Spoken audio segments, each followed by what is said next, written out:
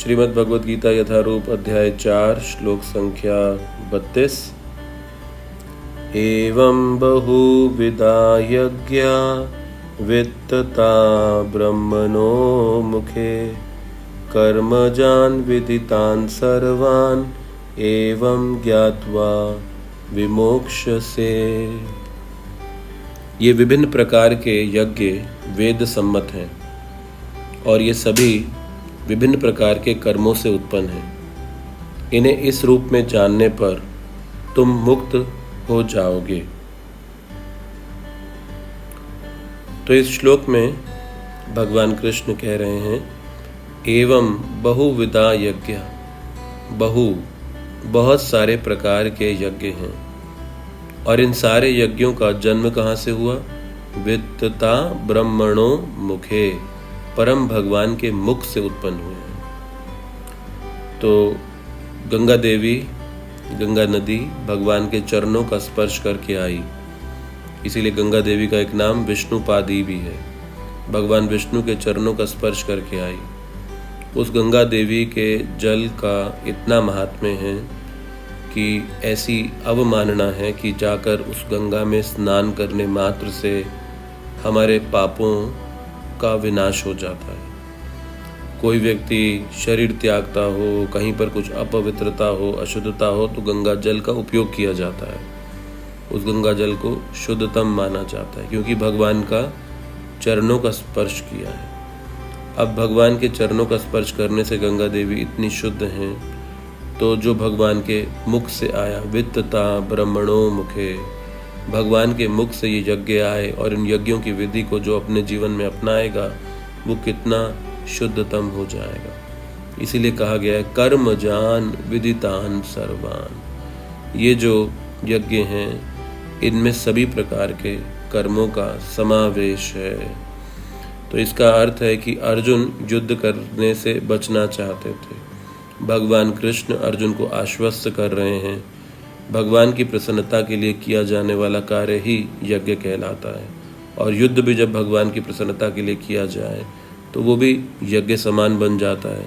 लेकिन यहाँ पर हमें ये समझना होगा वो भगवान के द्वारा कहा जाना चाहिए। ऐसा नहीं कि हम अपने मन से मान लें कि अब भगवान हमें युद्ध करने के लिए कह रहे हैं, हम धर्म युद्ध करेंगे। ये दुरुपयोग होगा इन शिक्षाओं का। तो हमें सदुपयोग करना होगा। जब भगवान स्वयं कहें तब इस बात को मानना चाहिए। अर्जुन से कहा जा रहा था, तो अर्जुन के संदर्भ में देखेंगे तो युद्ध भी यज्ञ था।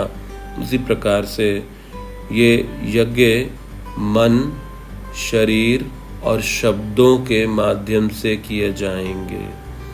इसमें कुछ कर्म होंगे, इसमें निष्क्रियता नहीं है, इसमें सक्रियता है। तो इसीलिए ये इंद्रियां दी गई हैं भगवान की सेवा करने के लिए। हमें निठल्ला बैठने के लिए ये इंद्रियां नहीं दी गई हैं। तो जब तक शरीर में प्राण है, शक्ति है, इससे हमें परम भगवान की सेवा करनी चाहिए और इस प्रकार से हम आत्म साक्षात्कार के लिए प्रगति कर पाएंगे।